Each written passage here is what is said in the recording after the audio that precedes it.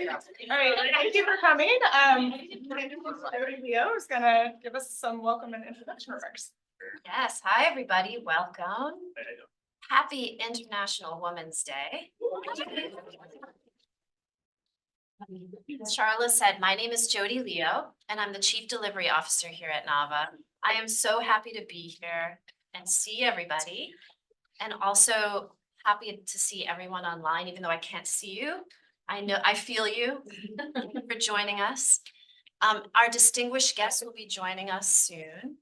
Trooper, Martel, Genevieve, Yuri, Julie, and Stephen, I want to thank you so much for joining our panel today. A more formal introduction will be coming soon from Trooper. For those of you who are joining us for the first time, welcome. I also noticed several distinguished members of the Nava alumni community here and online, and I want to extend a warm hello to all of you as well. So a little bit about Nava. We are a public benefit corporation with a mission to make government services simple, accessible, and effective for all. We are a growing team of over 300. It might even be over 350 right now. And as we scale, our mission remains the same. We partner with federal and state government agencies to build human-centered services. And in the process, we solve some of the most complex and highly scrutinized technology modernization challenges, including the ones you're going to hear about today. One new and exciting development is our launch of Nava Labs, a philanthropically funded division of Nava that's focused on prototyping policy and systems changes within government programs and advocating for their adoption. These interdisciplinary teams that we have in Nava Labs and our deep delivery experience to identify critical wedges where philanthropy can add velocity to public interest projects and build more trustworthy institutions. That's what we're doing in Nava Labs. I almost feel like I should repeat it, but I won't. But well, let me go back and repeat it. So that interdisciplinary team leverages our deep delivery experience to identify critical wedges where philanthropy can add velocity. I love that part. To public interest projects and build more trustworthy public institutions. I'm very obviously proud of this. Nava Labs is enabling experts to partner with government agencies, legislators, think tanks, nonprofits, and universities on things such as landscape assessments, demo projects, and pilots that strengthen the loop between policy, agency vision, and implementation. Now onto the subject of today's event. We enter 2024 with powerful AI-backed tools that can do everything from planning a trip, rendering lifelike videos, and even generating artwork. But what if we were able to apply this technology in more meaningful ways and improve the quality of people's lives? With $3 million in funding from the Bill and Melinda Gates Foundation and Google.org, Nava, Benefits Data Trust, and strategic advisors from government, academia, and civil society are setting out on a first of its kind exploratory project. The project looks at, to discover how and if generative and predictive AI and automation can make it easier for benefits navigators, including caseworkers, call center specialists, community health workers, and other community partners who help families navigate and enroll in government benefits programs. Through researching and prototyping and piloting, a few of my favorite things, researching, prototyping, and piloting a new AI-based tool with social safety net data, customizations, using large language models, we aim to reduce call center wait time and training burdens, which make it easier for community organizations to understand program rules and applications. and free up benefits navigators to spend time, quality time, with each family, while also serving more people in need, freeing up that time for quality service and the ability to serve more people. If successful, we hope to scale this. We hope to scale our learnings to streamline how families with young children and other vulnerable populations can access benefits and services. To discuss this new partnership and these issues more broadly, we have a panel today with 5 distinguished guests. The panel will be followed by audience Q&A and networking. Before we begin, it's my pleasure to introduce Trooper Sanders, the CEO of Benefits Data Trust.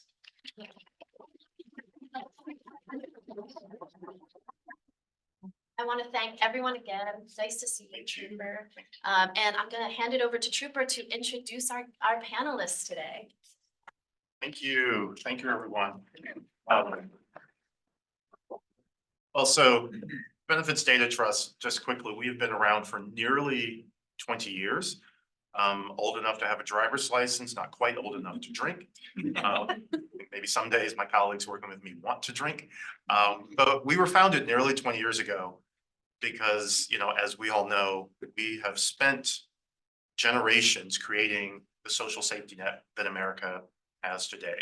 We can debate whether it's too big, too small, the quality of it, but a lot of work went through our democratic process to create programs to make sure that people weren't hungry without health care, et cetera. And there are millions of people and billions of dollars that are left on the table every year. And there's this,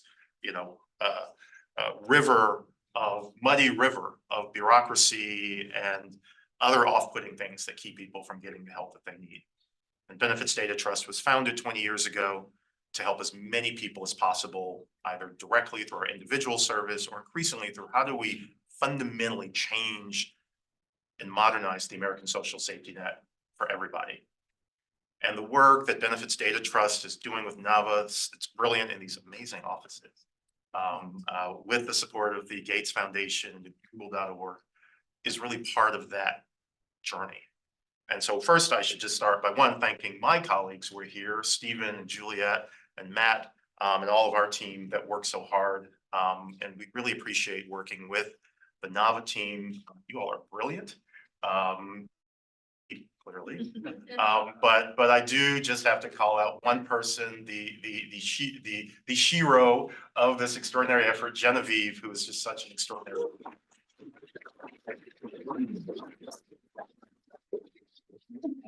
So I'm a retired and recovering political person.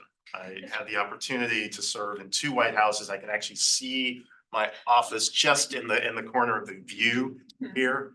And as some of you all know, particularly those who may have been driving around Washington last night, it was the State of the Union address, which is sort of the Super Bowl for kind of White House and political nerds. And I think it really did bring home to me the work that we're doing. And the State of the Union address is one of the president's required duties in Article 2 of the Constitution. He, and eventually and soon hopefully she, shall from time to time deliver a report to Congress on the state of the Union. And if you sort of think back to why, and our Benefits Data Trust is based in Philadelphia, so also a bit of a nerd about our foundings. If you think about all of the debates and blood and sweat that went into constructing our Constitution and many of the profound things that they had to deal with to not only provide the structure of our government, but at the time to truly figure out, can this place exist? Were we going to go to war? Fundamental existential things about the country. And in that, it was from time to time, the president shall deliver a report on the State of the Union. And we're here to figure out, how do we use AI? How do we use large language models to advance society? And in some ways, the Constitution was an analog large language model. And really, for the first time, codifying in one document how a democracy was going to work, and training it with the works of Blackstone and Locke, and there's the pursuit of happiness that comes from the Declaration of Independence is actually grounded in the work of a Swiss philosopher. So they took all of that to train in that analog sense what became the Constitution. Now, much like some of the advances in AI today, the advances in what came out of the training in that analog era didn't always get it right. There were some pretty profound hallucinations around, things like slavery, actually writing it into the Constitution, purposefully forgetting women and ignoring Abigail Adams, who said to John, remember the ladies, and frankly, remember the violence and subjugation of women. So it certainly was not perfect. And as we know through the history of the country, it took a long time, and we are still trying to perfect it. So it requires a level of humility.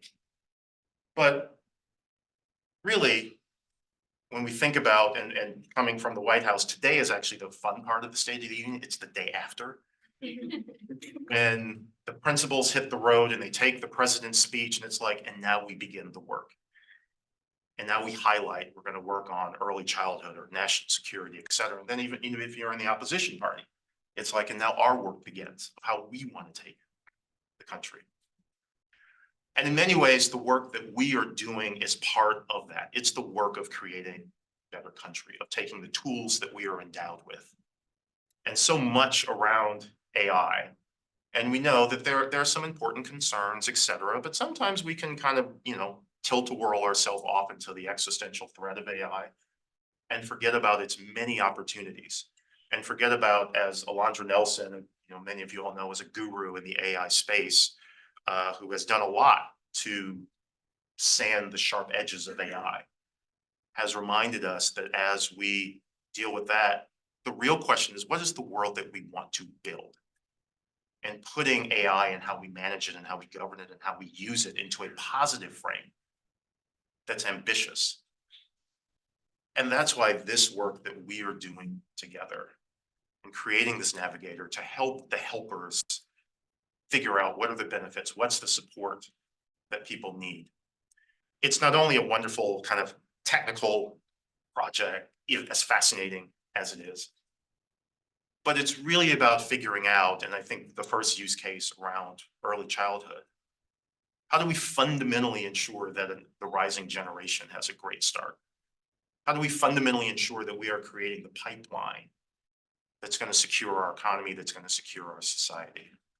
And it starts with making sure that infants and babies and young children are not hungry, making sure they have access to the healthcare, making sure they have access to those early childhood opportunities.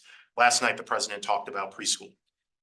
I am ancient, and so I remember when we were talking about universal preschool 25 years ago. And imagine if we had done that then, all of the issues that we are worried about today of what is the workforce that's going to be able to take AI into the future. What are the parents who can break the cycle of intergenerational poverty that we are still dealing with today, and racial and other issues? If we had dealt with universal preschool back then, we would have the pipeline of adults who are in a better shape today. But we didn't do that. And so now we have to begin again. And that's why building this navigator, starting with early childhood, really figuring out we really have the opportunity to not only do some awesome technological things and create the proof points that AI can actually make a difference, to actually create the proof points that it's not magic, it's hard work, and a mixture of hard work and brilliance and humility, because perhaps it's going to be this navigator that gets deployed at scale, that it's going to affect the lives of hundreds of thousands or millions of children and infants and babies, that 10, 20, 30 years from now, and maybe we'll use some AI to kind of crunch the data, we can come back and see like, oh, that family that got connected to WIC, Medicaid, other things, increased the learning opportunities when they went into kindergarten, that prepared them to middle school, and they took Algebra 1 by the time they left 8th grade. and that put them on the pathway to STEM careers, STEM degrees. But that's how that family broke the cycle of poverty. So I'm happy to introduce the panel of brilliant folks who will talk about the details of this work. But I truly believe that, to bring it back full circle, that one of the odd phrases in our founding documents, you know, the life, the liberty, all that, people kind of get that. Then they kind of etched in there the pursuit of happiness. What does that mean? I mean, does that mean that America is supposed to be a barrel of laughs and, you know, beer on a Saturday afternoon? It's kind of an odd phrase. Well, no. What that meant at the time was the pursuit of happiness was the pursuit of the common good using reason and working together with the best of intents. And it required a level of fidelity to doing good.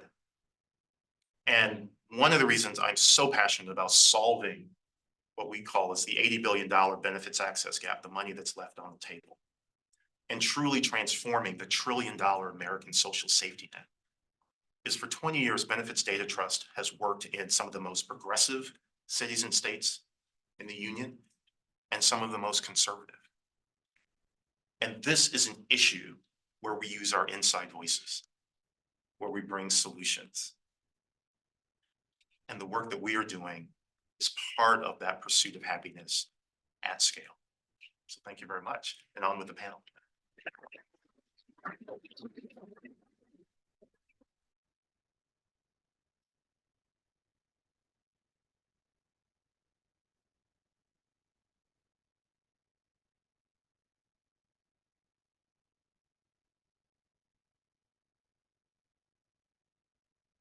All right, well, thank you to Jodi and Trooper for the beautiful framing around our discussion today.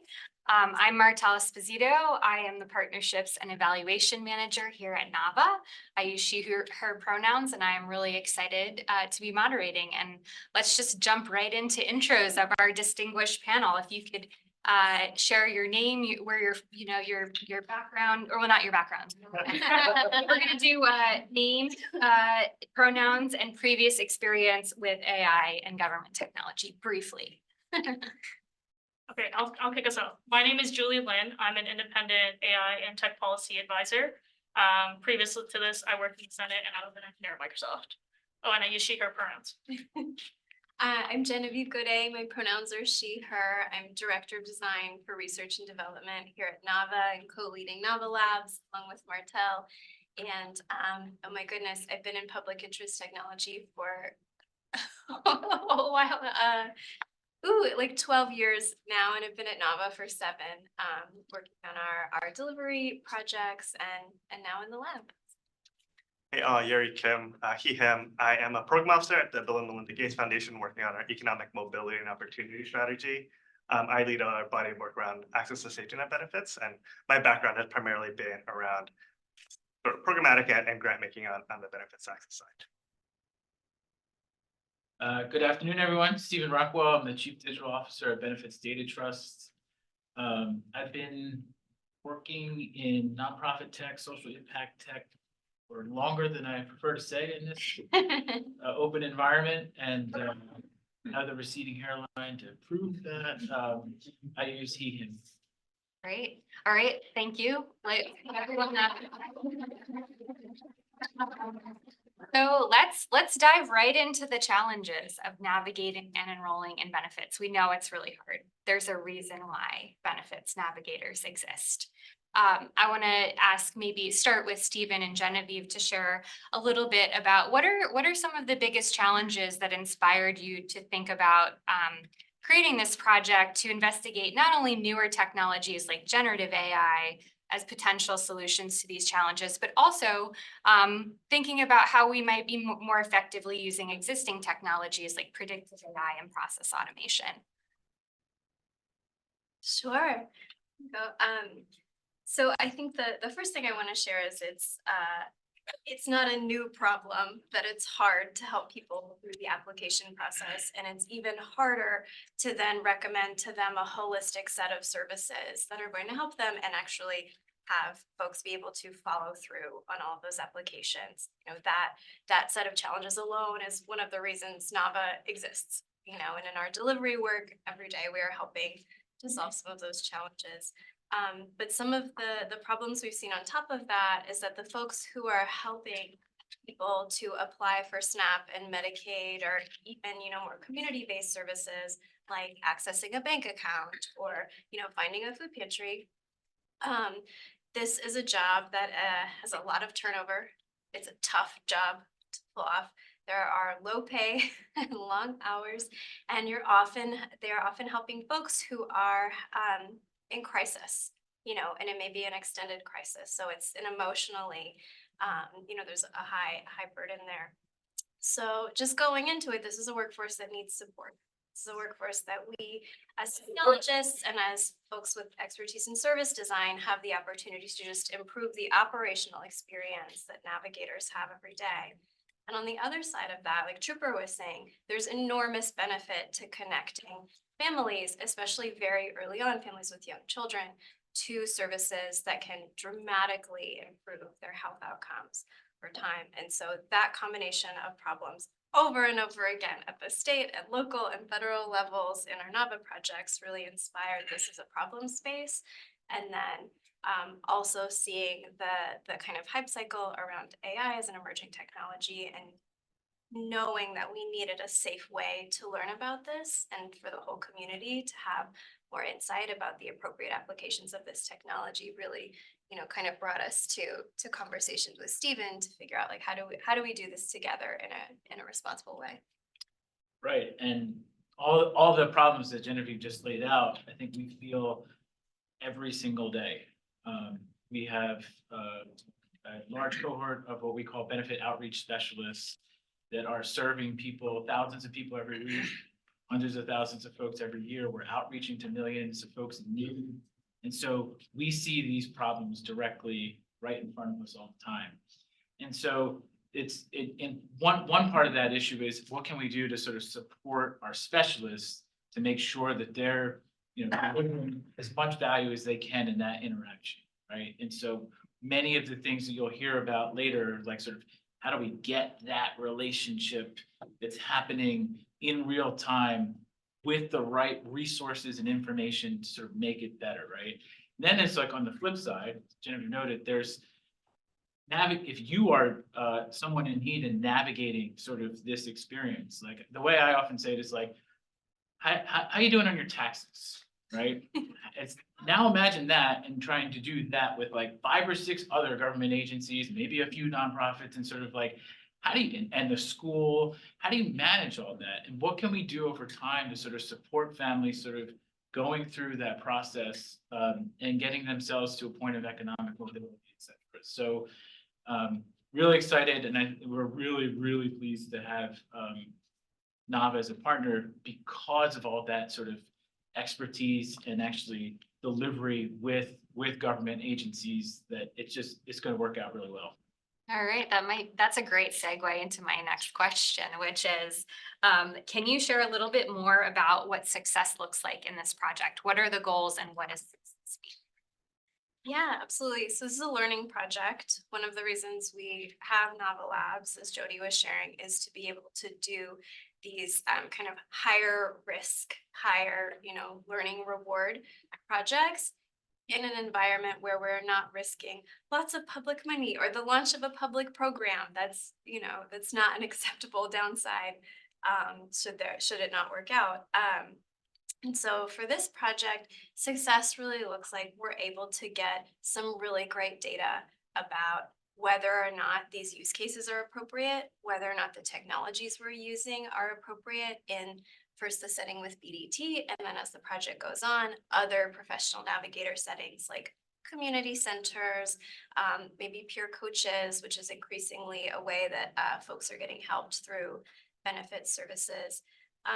You know, and to be really clear, we have designed this in a way that it may not work, and that would be a good outcome, and we would be, you know, sharing exactly why it didn't work and what we recommend those next steps would really look like. But ideally, we design something great that helps a lot of people and it goes into production and scales. And we're able to support some really great outcomes for families. Great. I want to dive a little bit deeper into specifically the generative AI piece of the work in the project, but also more generally as we think about applications to government context. So with the explosion of all of these consumer uses of generative AI with ChatGPT, DALL-E, Midjourney, many others, I'm curious, especially from Yuri and Julie, who are coming at this from kind of a broader lens, from a policy lens, from a funder lens. What consumer uses of AI have you been excited about recently that you see potential for in government context, which may include benefits access, but not limited to access? And like, why is it exciting to you? So I was on the Hill when ChatGPT kind of exploded, and I think that was a really interesting thing. Like many of you, everyone in Congress is trying to figure out, is this something we could use? There are a lot of, I think, repetitive tasks and tasks generally that people just don't want to do. Like, I don't know, like creating a template of for emails to constituents, or like drafting the same memo, coming up with bill ideas. I think these were all things that people were trying to figure out, is this a thing that we can incorporate into an institution that uses a lot of antiquated systems and processes?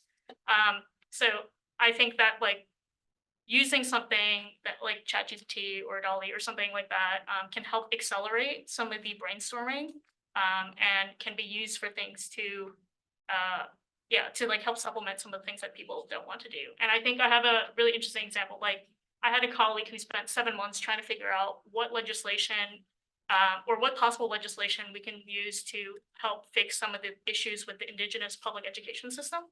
And what she spent 7 months trying to figure out, her conclusion, she put it into ChatGPT. 10 seconds later, it spit out all these things that she took 7 months to figure out, right? It was the same thing. She was like, man. So I think like, I know there's like guardrails and things, but I think some of these conversations of like, can we use it to help accelerate some of the mundane tasks and maybe start and kickstart our like ideation. I think those are ways that can also be used in the public benefit space as well.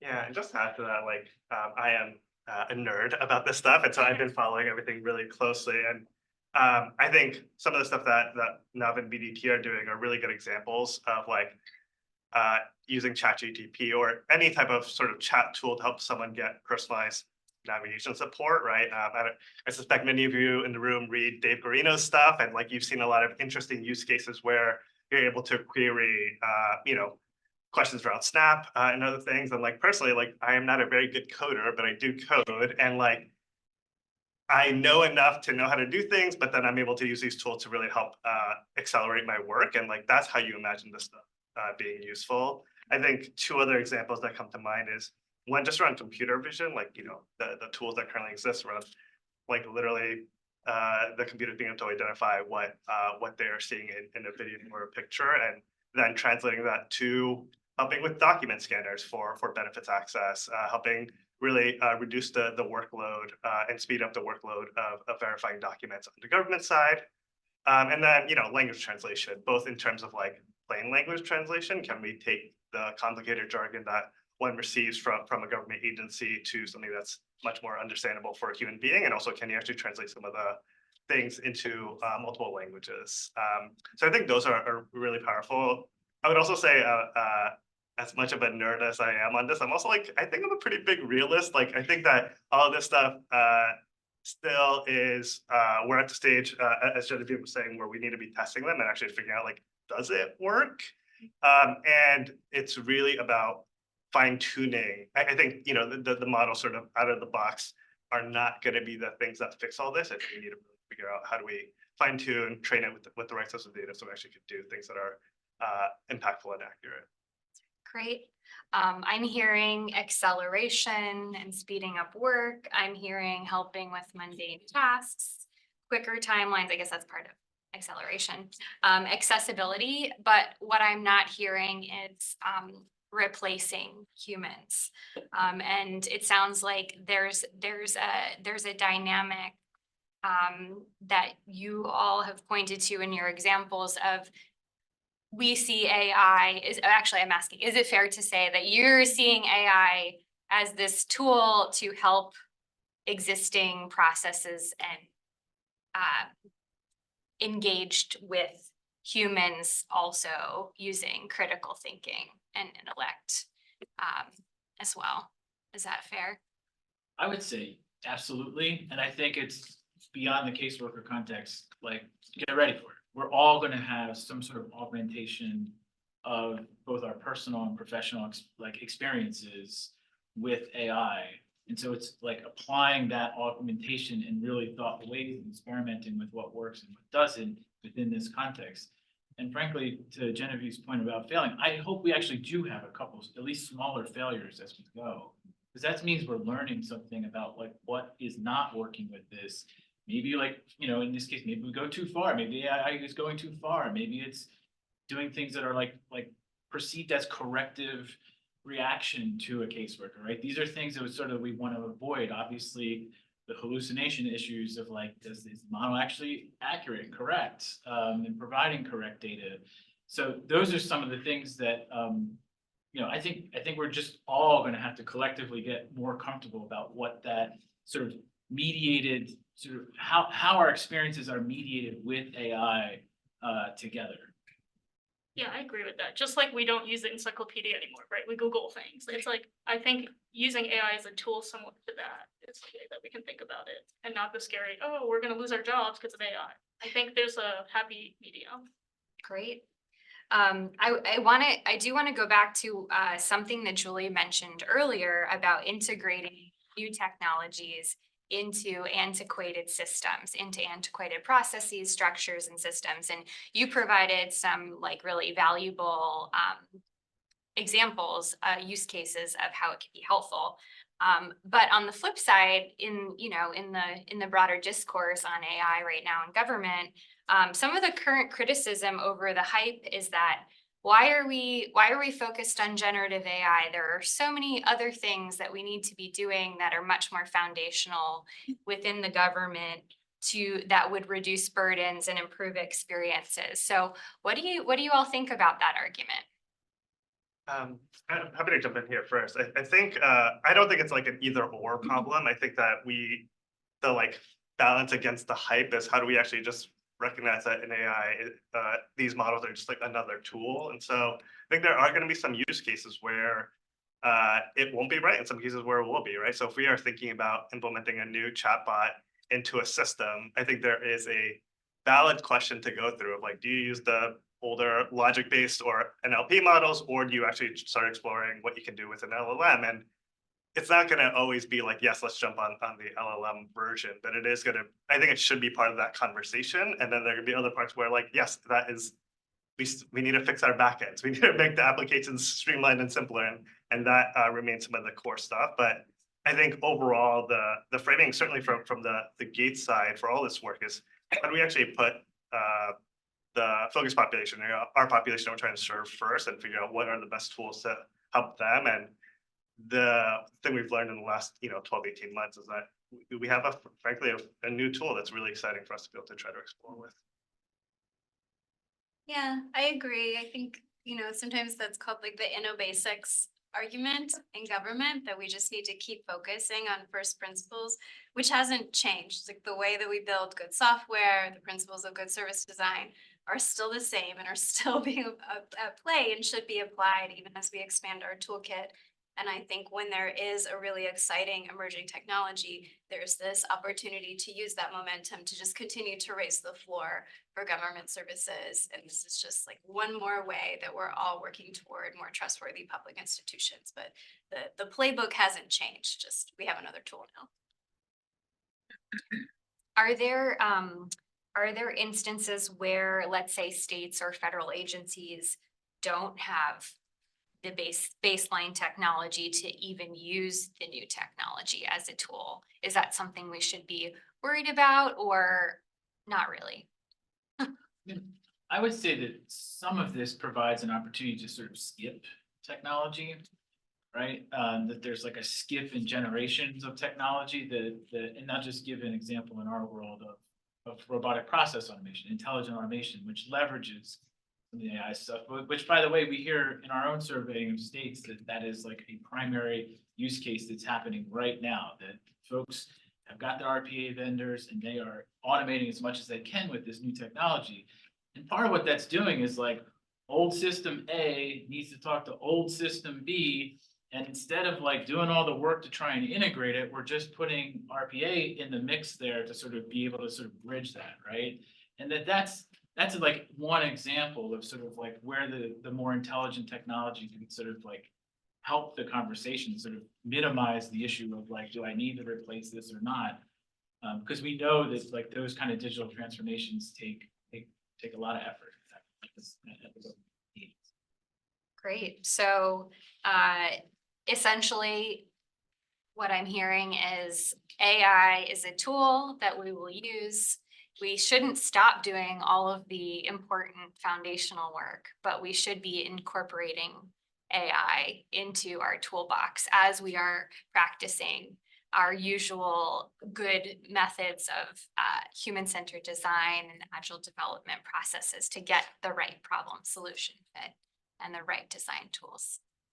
Did I summarize that right? All right, great. So moving on to another challenge, another criticism with AI. So in the era of data breaches and privacy and equity issues for many government programs, how do we ensure that we are being ethical and responsible in our development and deployment of new technology like generative AI?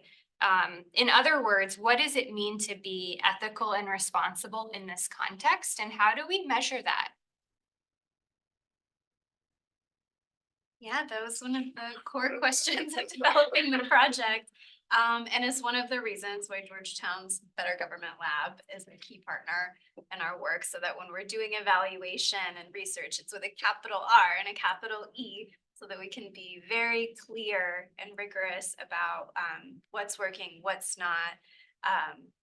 And then, and then it's credible, and we kind of have that third-party accountability around accuracy.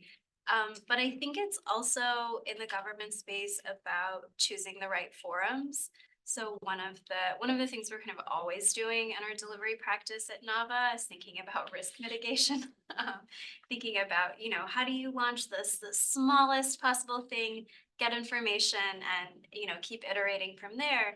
And in this case, with an emerging technology, what we really need to do is dramatically limit the downside. So this is, within a controlled environment, and Stephen and I have even talked about, as we're prototyping and testing, maybe we're even doing it in a way that caseworkers aren't seeing anything yet, but we're just seeing outputs of the tool and evaluating from there. So how can we really make sure that we're following kind of a do no harm, perspective and mentality around the project? And I think with these emerging tools, that's about the best we can do, is apply good principles and choose the right forums for experimentation. I might add, I think in the larger sense, there is a conversation to be had with the field around what evaluation and benchmarking do we actually need that more focuses on this specific issue area of navigation for our folks population on issues like benefits access and other things that we're thinking actively about. The AI industry right now has benchmarks that they tout and saying, our model is so good, it's gotten beat these other models in these benchmarks.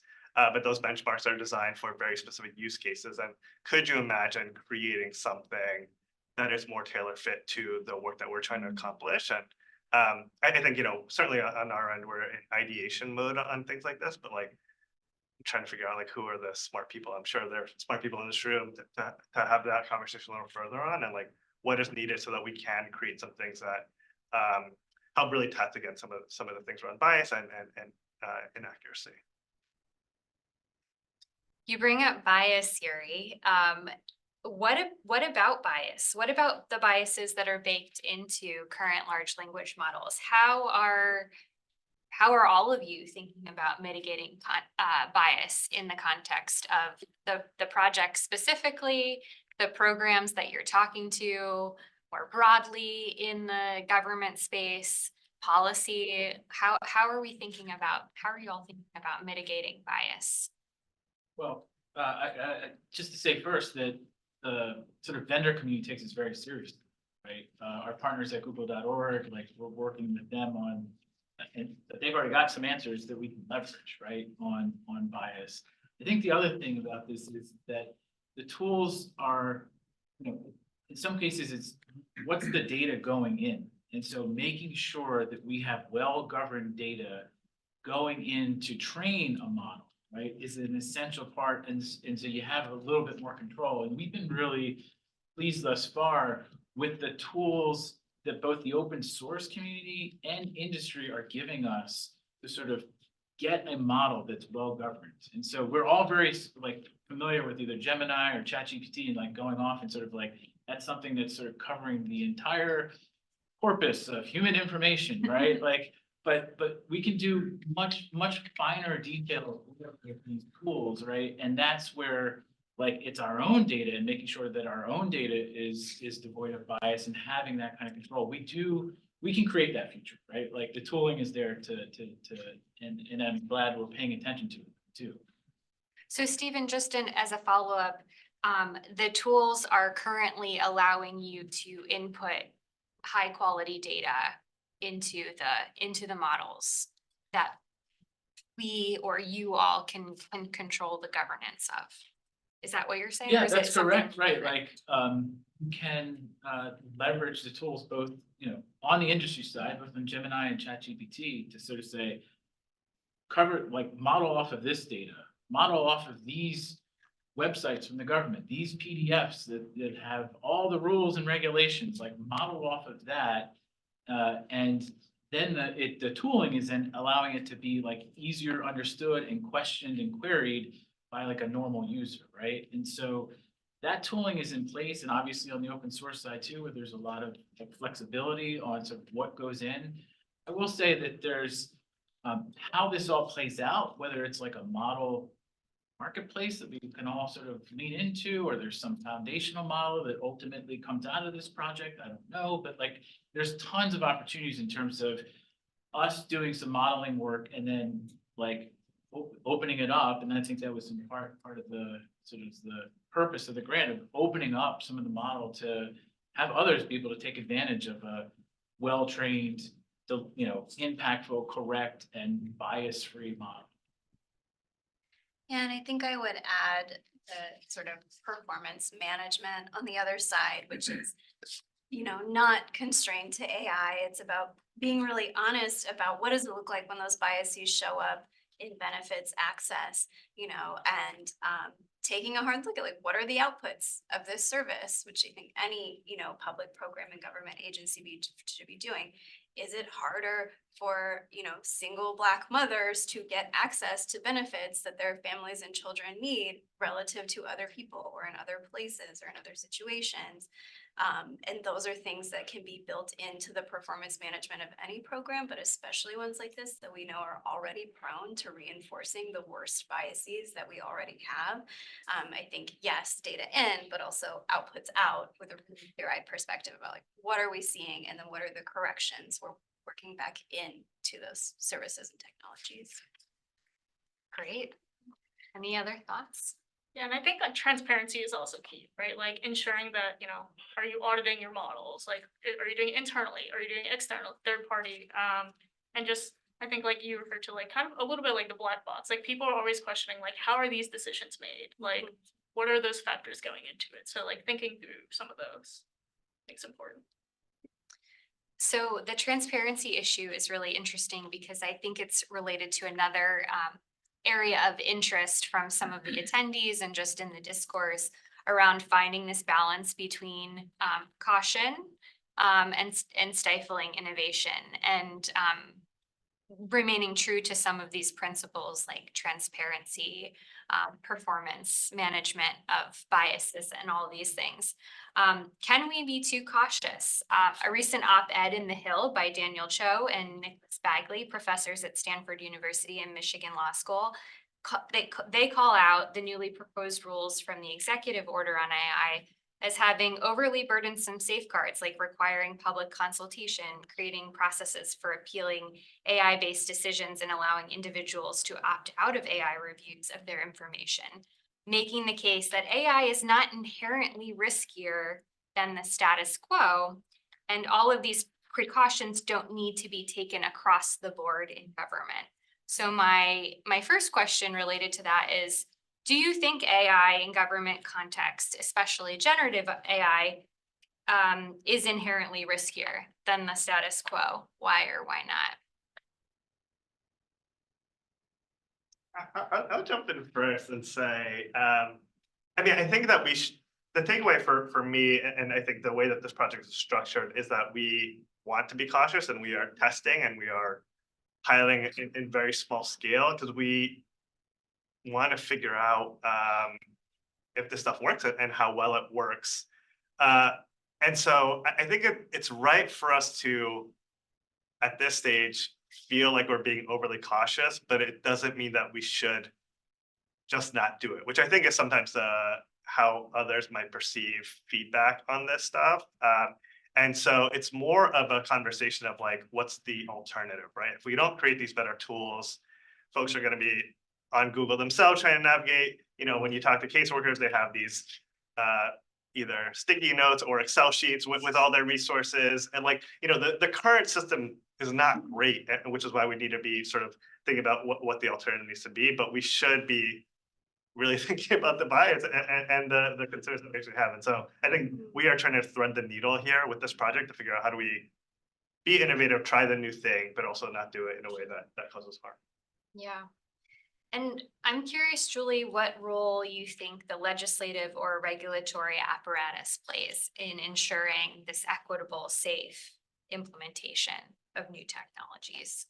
Yeah, I think Stephen mentioned this, like talking about data. I think the US doesn't have a comprehensive data privacy law, and I think a lot of the things that we experience with generative AI and AI in general would happen if we had a comprehensive data privacy law. So I think like some possible legislation could be that, but I think also what I mentioned, like adding some transparency guidance and like risk management or audits or something along those lines. And I think another one is disclosing the use of AI in things and just making it really transparent to people when it is being used. I think like a key example that like you're alluding to was like when Mayor Adams was using a program to help him kind of speak different languages. I think people were kind of mad about that, but I think it was mainly because they felt like they were, the word's not scammed, but like they felt what's the word, like deceived a little bit. Yeah. So I think like having some of those things to kind of make sure that like you're not pretending that this is like a human, you're not pretending that this is you, you're using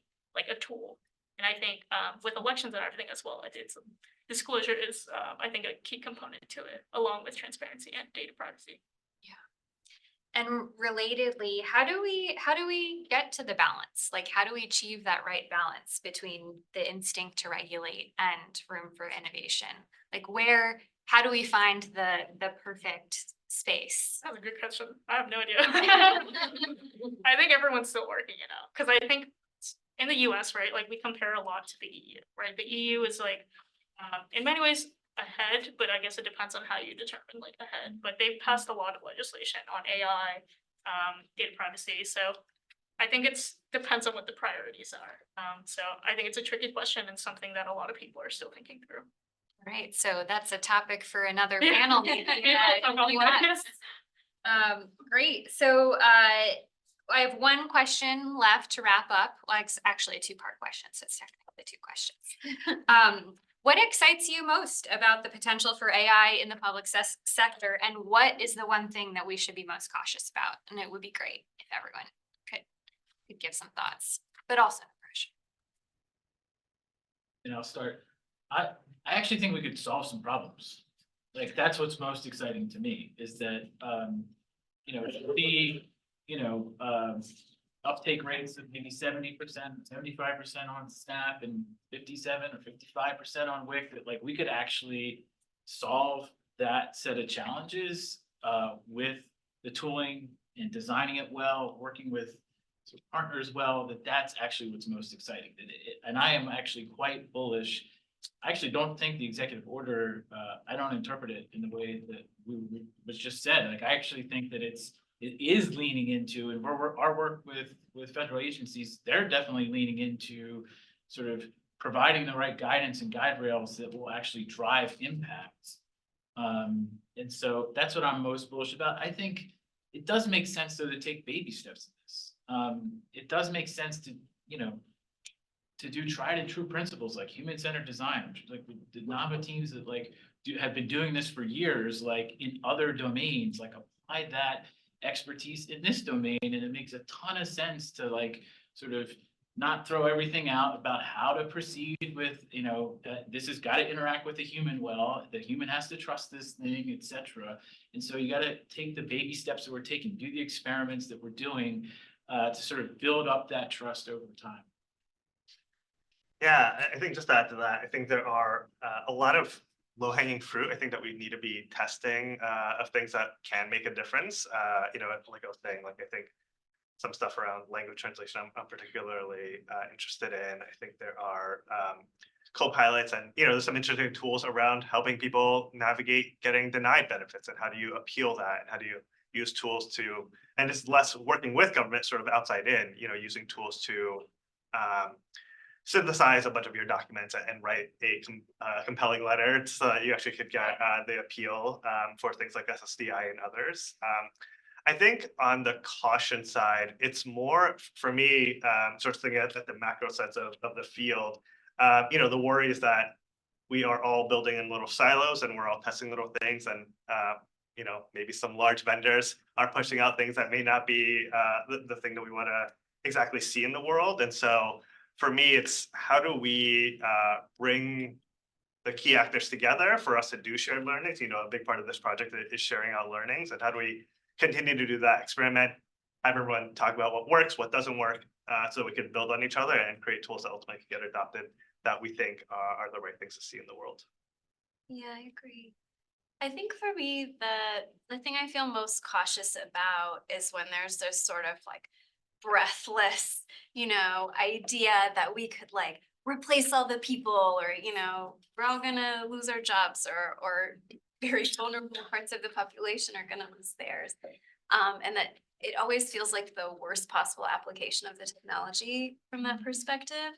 What excites me, especially about this project and a big impetus, as I shared for creating it, is I think that when we look at jobs that have a lot of operational burden, like being a caseworker, like being a social worker, there are all of these, you know, small points of intervention where they spend a lot of time making case notes. We can generate case notes, you know, based on an AI listening to a call. We can generate recommended next steps, but keeping the human in the loop actually provides the opportunity to make this a better job with more longevity and less training time. And so we can actually expand who is able to participate in this workforce.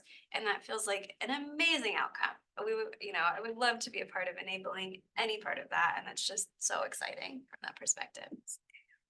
Yeah, and I think to add to that, I think in general, I'm just really excited to see the use cases that people have. Like, I know there will be bad use cases as well, but I like to think like the good may outweigh the bad. But I'm excited to see like how people will use it to like help like antiquated systems, like all, like someone mentioned, like there's a lot of money left on the table, right, in government. So like if there's any way that people can make this like processes a little bit more efficient, a little bit more inclusive, whether it's like language or whatever it is, if it could be. As an engineer, I like love efficiency, so I'm like, if you can make anything, like automate something or use AI as like a tool to be better, like I'm excited about seeing how that can help people like overall. Great. Well, I'm excited too. There's lots of good things to look forward to while also being a little cautious. And I would like to just give a round of applause to our panel.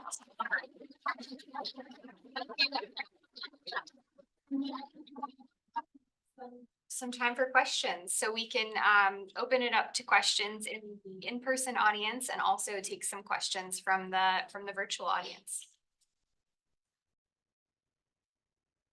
Yes. Yeah, I just had a question. First of all, thank you for. Oh yeah. Thank you for giving us the background on the project. I'm sort of nerdy about this, and I'd love to hear a little bit more about specifically where AI is being implemented. I mean, you mentioned kind of assisting the benefits outreach specialists in sort of getting better information so that they could build better relationships. But then you also mentioned it in around the application process. Can you just kind of help me understand or help us understand, you know, where in the life cycle it's been implemented and or where you envision it being implemented? Yeah, so we're still in the early stages, like every Nava project, we're in discovery and human-centered design. But we've identified a few areas of intervention that are really ripe, that are around kind of generating a list of suggested referrals that a caseworker could recommend to someone who's called in to apply. And we've also looked at other areas, like I shared, around getting case notes together that can help to sort of serve as the one of the data sources that then inform recommendations around what they should apply for and who might be likely to either not be able to follow through on an application or kind of need some more support to actually get connected to programs. I'll also shout out that the team is here. They are They here. are all Yeah. here. So they Yeah. will be available. Could you maybe after- raise your yeah, hand? raise your hands You're on for the the labs team that's team? working on the. They will be available to chat with afterwards to get some more details. They've been doing some really interesting research. I'll also highlight that as part of this project, we're going to be doing public demo days, sharing out research, sharing out experiments. And I don't know when the next one or in the first one, sorry, thinking about another project. I don't know exactly when the first one will be, but it will be sometime in the next probably 2 months or so. Yeah, so, yeah, go Offer a ahead. couple more Yeah, yeah. thoughts on like, so two other places that I would highlight is in our contact center, we often have escalations. We see all kinds of like edge cases of like where is this, is like sort of fit like the application process and there's a whole escalation process that we go through. That from an efficiency perspective, that takes a lot of time to escalate to someone who might know more. And so we're hoping that we can minimize those escalations, so get the right information to the specialists, like just in time, right?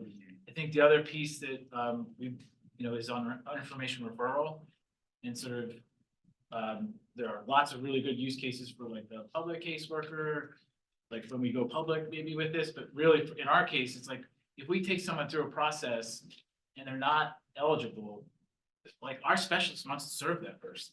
And so we try and, get them at least a few resources that like, you're not eligible for this, but here are 3 or 4 other places, things you can do. So getting that information better, more customized, direct in front of a specialist to be able to support someone is another use case that we're really like experimenting with. Right. That's super helpful. Thank you. Yeah, maybe we'll take one from virtual. Yes, we have one online from Melanie. How did you choose the scenario for your pilot, and what makes this use case most suitable for Gen AI?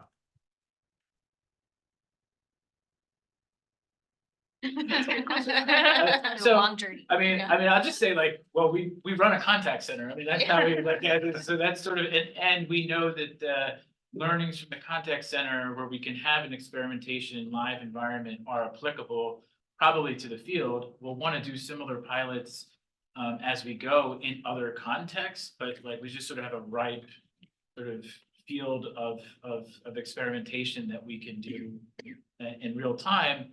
And I think on the Gen AI side, like we are going through all of these use cases to sort of determine like what's best. I mean, it does, like the one I just gave around information referral sort of seems like a no-brainer, but because there's all this really good data around information referral, how do we get that in a better way directly to a caseworker? But there's others too, right, around benefit rules. Benefit rules are really complicated. And so an AI tool that can sort of help us, either a predictive and or Gen AI tool that can help us sort of get the right answer in this context in real time, I think is a really valid use case that we're exploring. I'm not on the project, but I think that you all thought a lot about the audience, right? Like a younger kid than others. Yeah, we thought about what is the great overlap of where is there a lot of unmet need? So money left on the table, right, in terms of unclaimed benefits. Where do we know there's operational burden in terms of getting, those suggestions, caseworker training someone to be able to make them, and just the knowledge that has to live, in spreadsheets and websites and, Google Maps about like where are these resources, what's available. those are all sort of the great data sources that Steven's referencing, that's a good thing for a computer to be up to, right, to help us out with.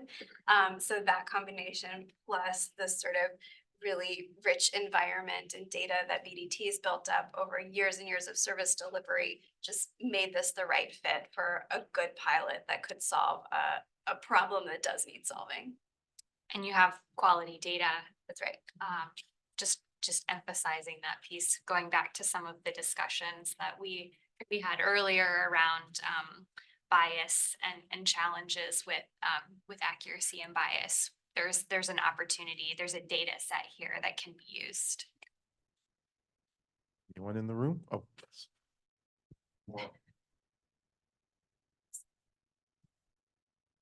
Hi, Dominic from the Beck Centre. So I look back over like the last 20 years of GovTech, and you look at our government organisations and they're crap. Like, we haven't really shifted our institutions at all. Like, at best, we've put lipstick on a pig, but generally our organisations are shaped the same, they cost the same, they're horrendous to work in. The technology is abusive to the people who have to interact with it. And people don't join to have that kind of relationship with technology and organizations.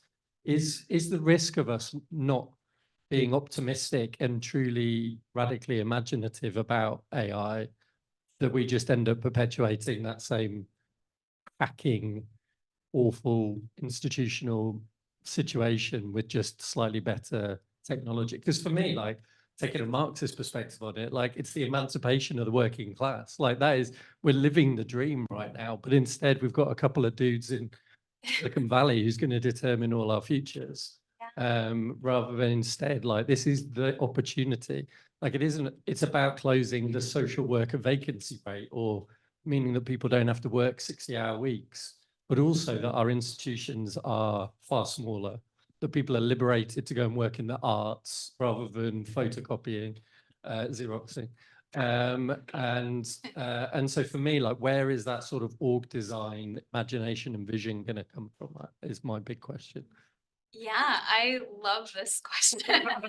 And I agree. And to be frank, it's one of the reasons I've worked at Nava for as long as I have, is that, you know, this is a mission and values driven organization. And we have most of our work is in these complex, high risk delivery environments where there's a lot of public money at stake, and we cannot be doing experimentation at the level that you're describing that would engender that kind of radical change. And so one of the reasons that Martel and I, with the support of lots of other people in the room, started Nava Labs is to create that alternative environment. Where can we experiment? Where can we be much more radically innovative and develop credibility around some like different approaches so that we can advocate for their adoption? Because I agree, it's not going to be done RFP by RFP, inch by inch. We will burn out everyone who cares about this, and it will take many more generations. And so I totally agree. This is a huge issue, and we are trying to do our part to really double down on our commitment to being stewards in the community. Sorry, one thing I'm gonna add is, like, you know, try to be as optimistic as I can, and the great work being done at the Beck Center and at Nava and at BDT, I think like things have gotten better, right? Like we are, yeah, we can define what we mean by better, but I think certainly would, I think it'd put me in a bad fog if we were like, we all spent the last 20 years not making any progress. I think that, like, genuinely, I think we have made improvements in the field and how we think about it. And yes, I think that, like, a lot more needs to be done, but hopefully we are trying to, I think all collectively in this room, trying to make some progress in this work. Yeah, and I would say we should all chat if you have ideas for Nava Labs for more work that this part of the BDT Nava partnership could do, that Gates could fund, that fund, like, let's get it out there. Yeah. We have question in the back, but two questions online that I'm going to combine. The first half is from Joe. Do you see AI headed towards a place that will make self-service options easier for the public to navigate? And then from Dave, who is listed as Alan on here, a key role of a navigator or sister or assister. Sister. not- Could be both. I sit like an assistant, a navigator assister. Is aligning with the client's interest rather than a given government agency's. How do you see this work playing out when client's interest and administrative agency interests are not aligned? I say, I definitely think we will get to a point where we're direct to client with these tooling. I mean, I think, again, we're baby steps though along the way, sort of put it out there, and if the tooling is hallucinating at 30% and that's 30% of folks that are sort of getting sort of turned away.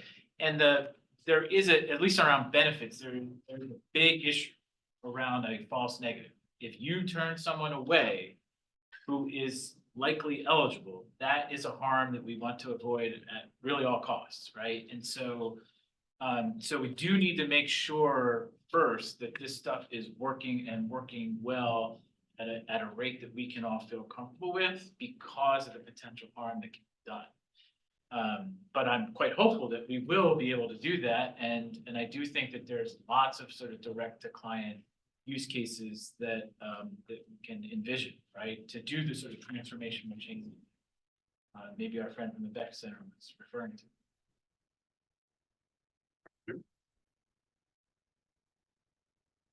Hi, Tanner. This is builds a little bit on the first audience question, and I think something Julie mentioned back at the beginning.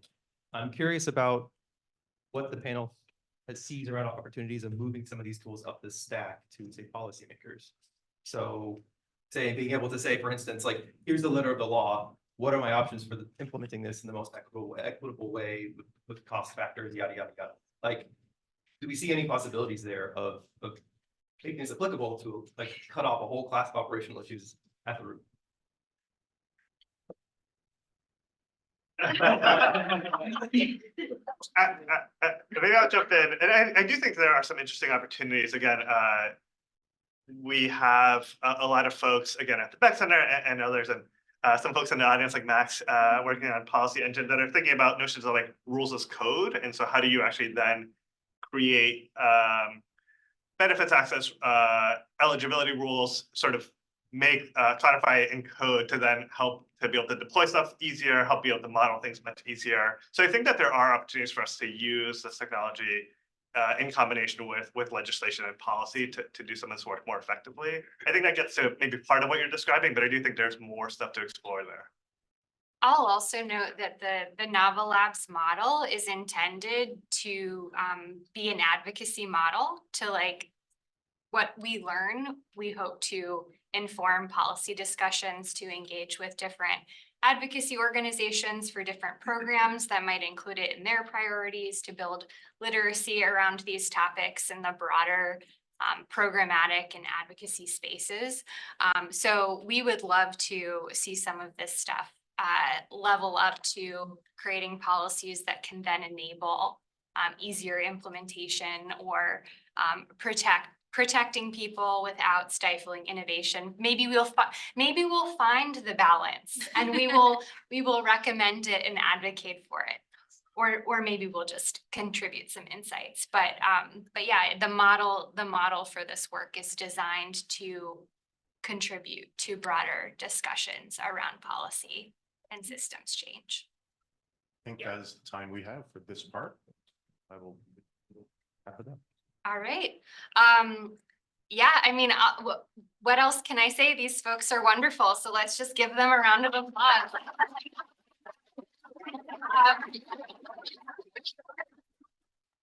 Thank you to everyone who joined us virtually.